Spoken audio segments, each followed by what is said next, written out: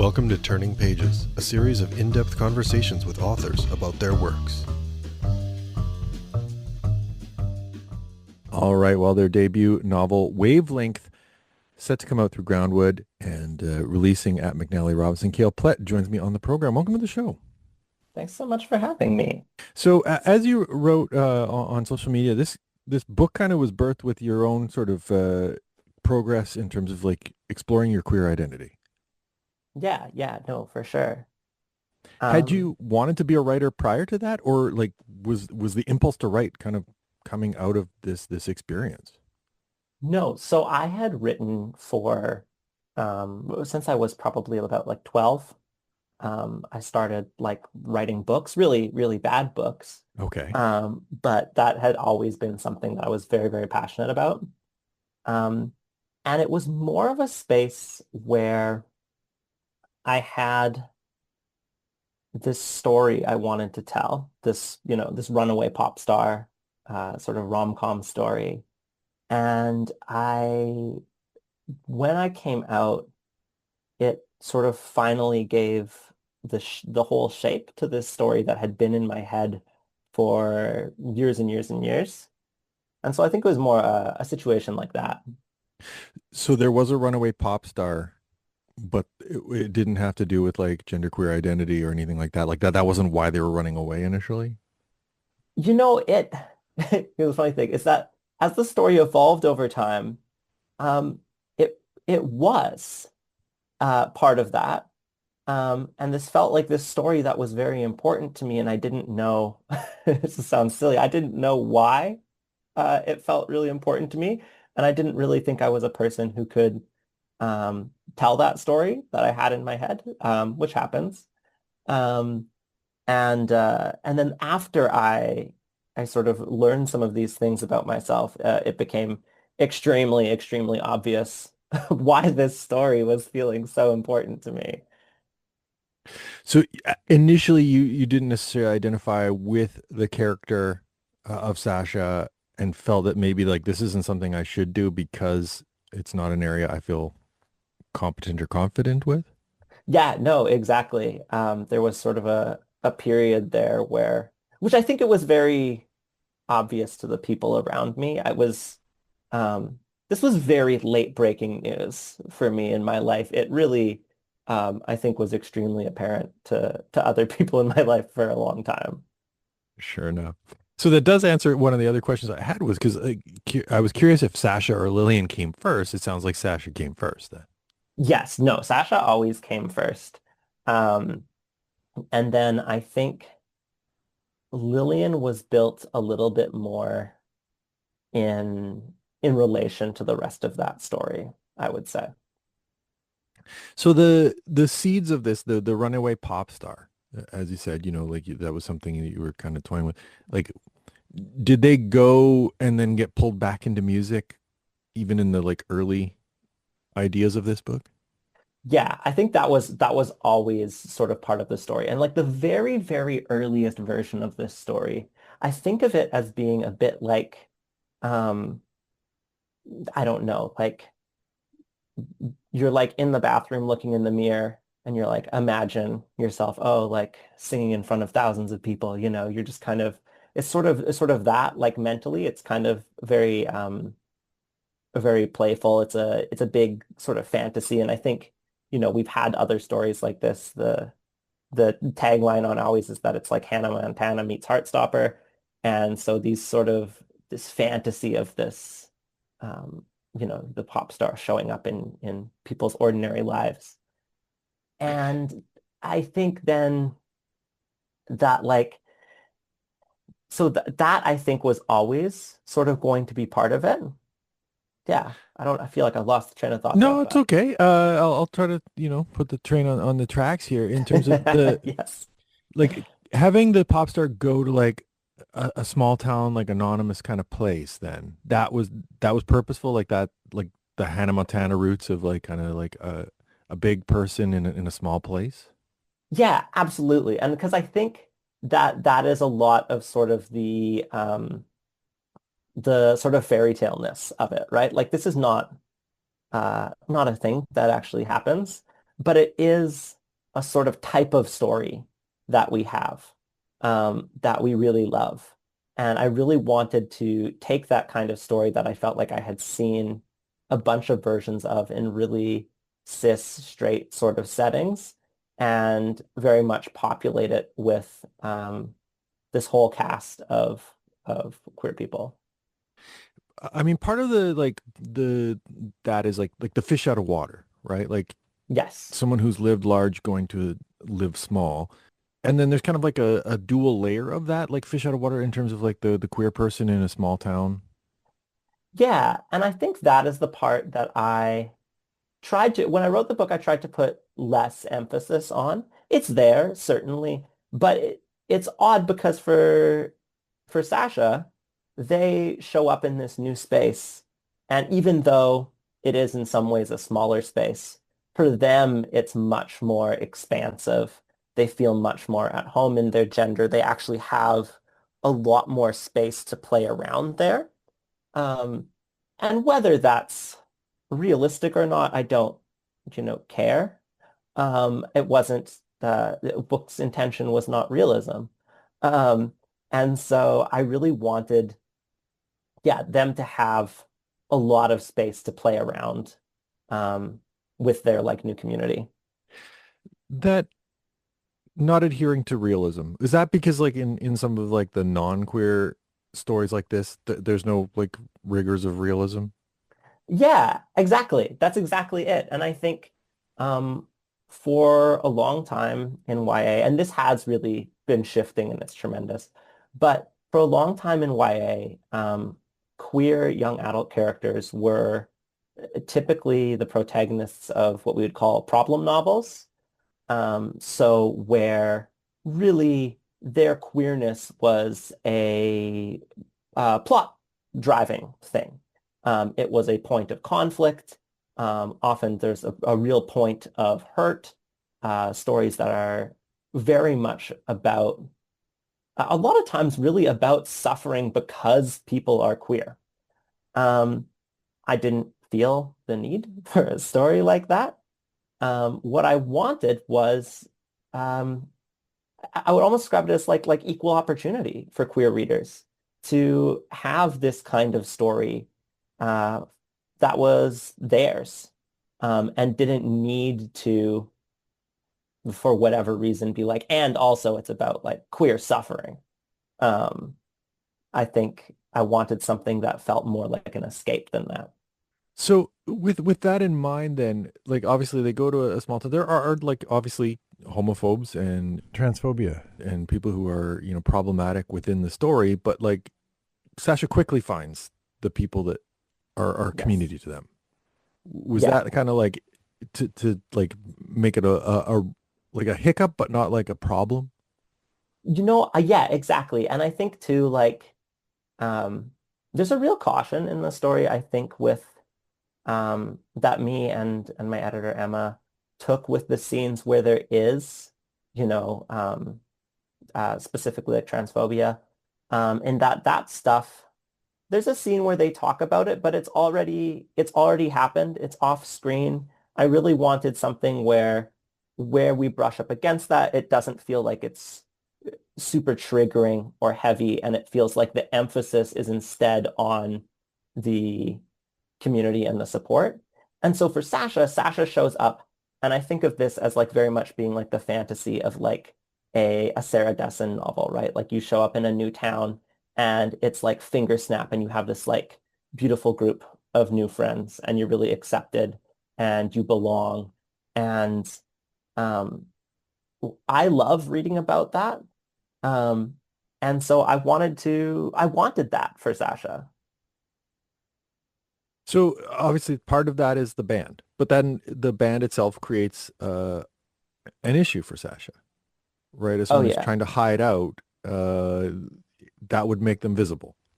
Yeah. And that's almost immediately the tension, right? Which is that Sasha needs to be really undercover and needs to be laying pretty low. Um, and that's actually really at odds with the community that they immediately find. It's at odds. That would be much more like an isolation approach. So it's very much um, against this. And then very quickly, um, Sasha's new friends find out that Sasha's like a really good singer, like a weirdly good singer. Um, and they're having fun. They're in their band. They want to rope Sasha in, and that right away starts to move Sasha toward a much more precarious position in terms of being in the public eye again and potentially having their identity revealed. Now I mentioned Lillian before. The book is told from both Sasha and Lillian's perspectives. And was that like because you said like ultimately like this was a Sasha story to start, right? The like Yes. the runaway pop star. Had like structurally, did you think it was going to be told from two perspectives from the get-go, or was that something where once you develop Lillian, that's kind of like Lillian's voice needed to be a counterpoint? Yeah. So I think once I hit the actual point of like planning and writing the book, then it was locked in as like a dual POV book. In earlier versions of the book, Lillian's voice is actually the first voice in the book, and Lillian actually starts the book um, because there's because that's one side of this fairy tale is that you you as the reader are more like Lillian. We're ordinary people. Um, if a pop star showed up in our lives, we would be more like Lillian, right? And so I think, yeah, as soon as I was writing, even planning, and as soon as I was writing the book, it was always going to be two perspectives. I love dual POV for romance books because you get to see what is so lovable and attractive about characters from outside of themselves. And I think that's like a really beautiful thing. Does that dual POV create any like problems, like in terms of like how to like structure like who's telling which part of the story? Yeah, okay. Well, this is like craft stuff a little bit more. So one of the initial issues in this book was that when I would switch POVs, I would often jump back a little bit and sort of catch up to the moment we were at.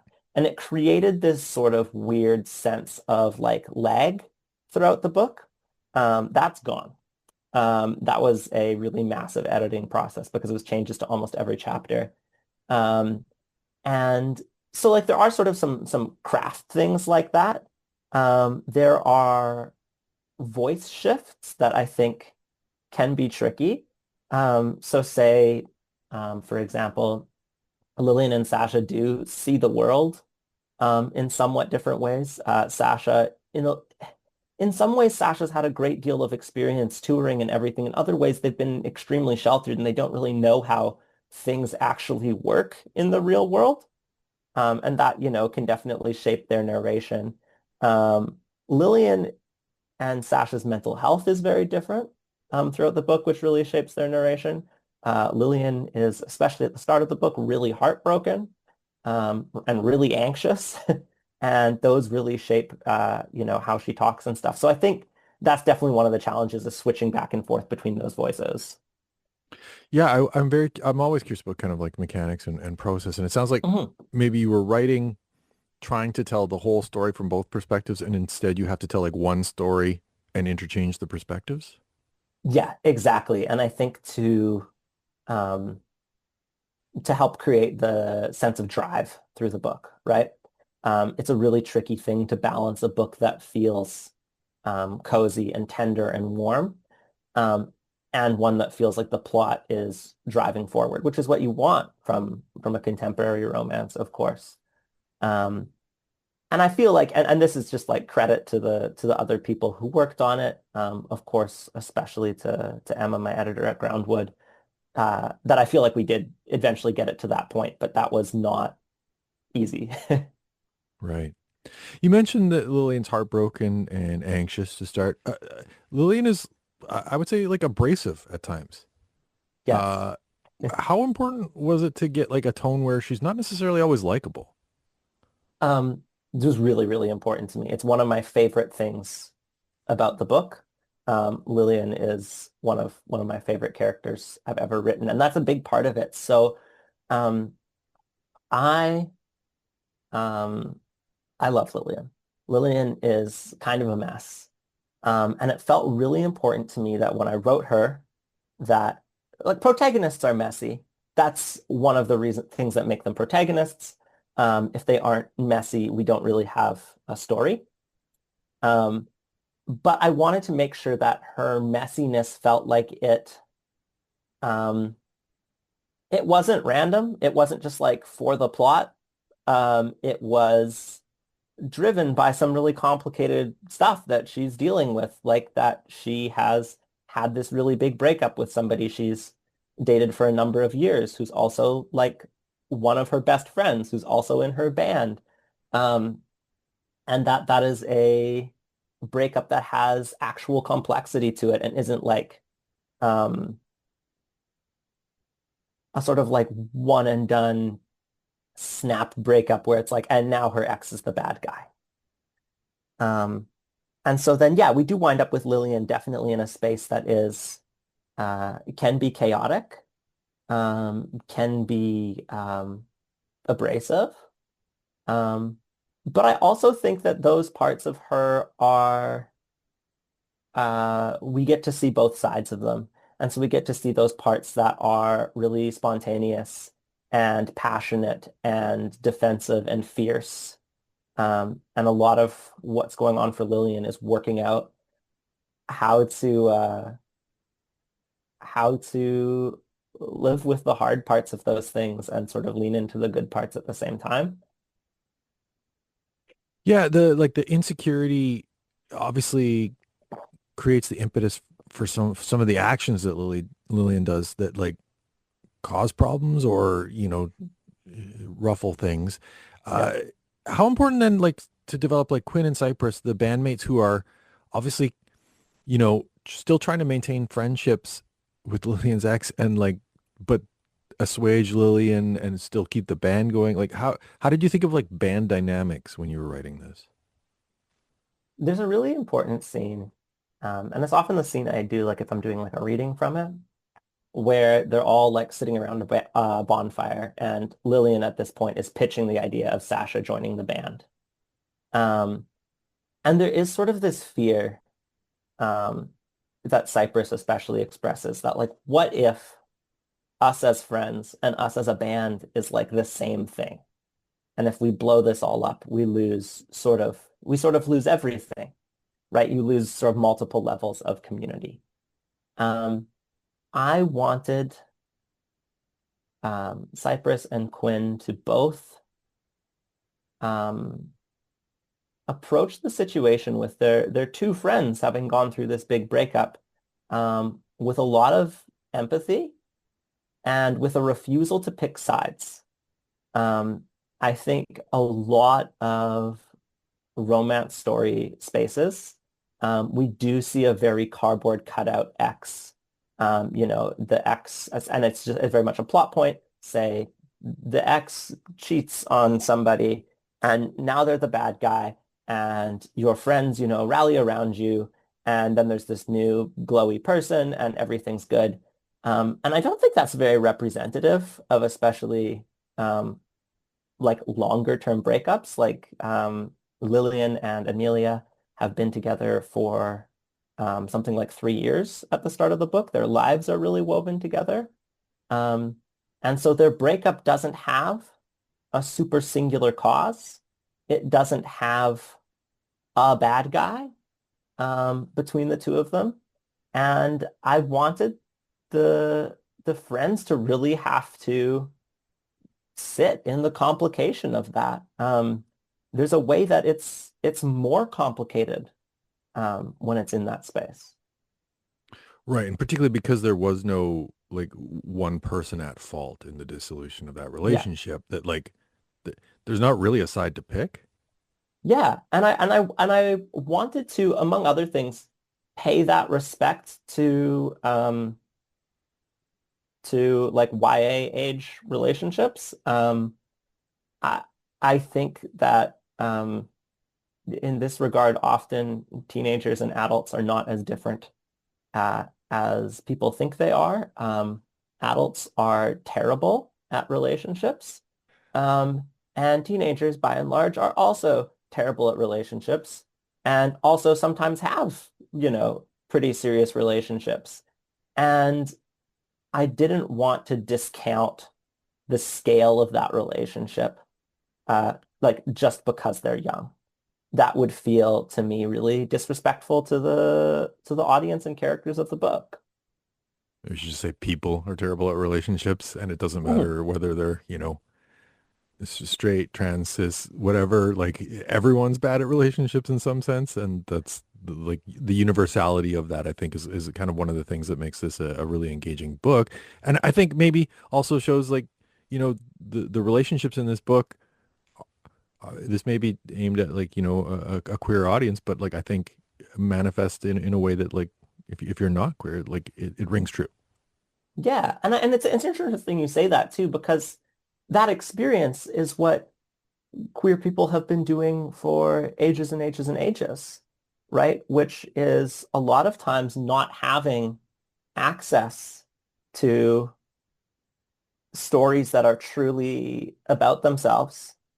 And so finding themselves in spaces in other stories, say in these stories that maybe are only queer coded or are only hint toward that. And so the I think the reverse is relatively easy in many ways. Um, and I think that there is like a real yeah, like universality is like a big thing to attribute to one's own work. But I think that there are a lot of relationships in this book that are really identifiable um, to I would hope to a lot of different people. Right. And as you're saying before about, like the tradition in terms of like in queer literature that like their identity has to be a problem or it's, you know, Yeah, has historically been like that's not what this is about. And in the same way that like, you know, the relationship is just a human relationship with like frailties and foibles. It doesn't have to be representative or like a paragon of yeah, like this is a great relationship because it's yeah.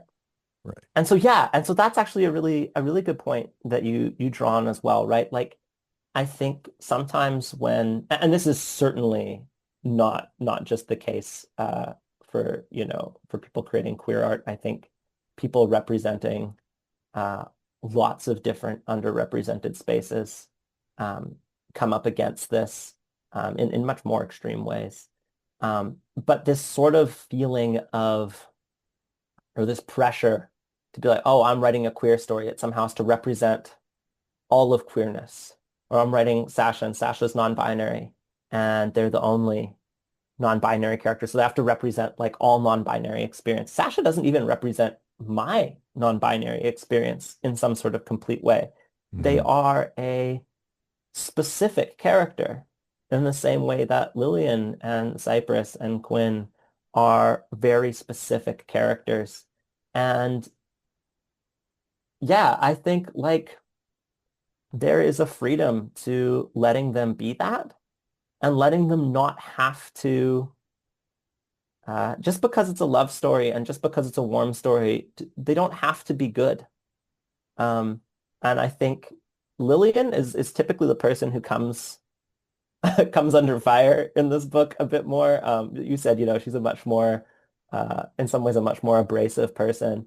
Um, but Sasha goes into these friendships in a way that is um, really dicey in a lot of ways. It's very justified, but they are keeping this huge part of their life secret from all these new people. Hmm. Um, and that's Sasha is the level of celebrity where just being associated with them could be very disruptive to these people's lives. Um, it's not cautious of them. Um, and yeah, I wanted them to have that space to be like messy and then figure things out and, you know, cause disasters and all of that. So I mentioned before that, like, obviously the story is told between Lillian and Sasha's perspective. There Yeah. are a few non-Sasha and Lillian chapters, and they're the words of the music. And I'm Yes. curious, like, how difficult is it to write a song for the artists in your work?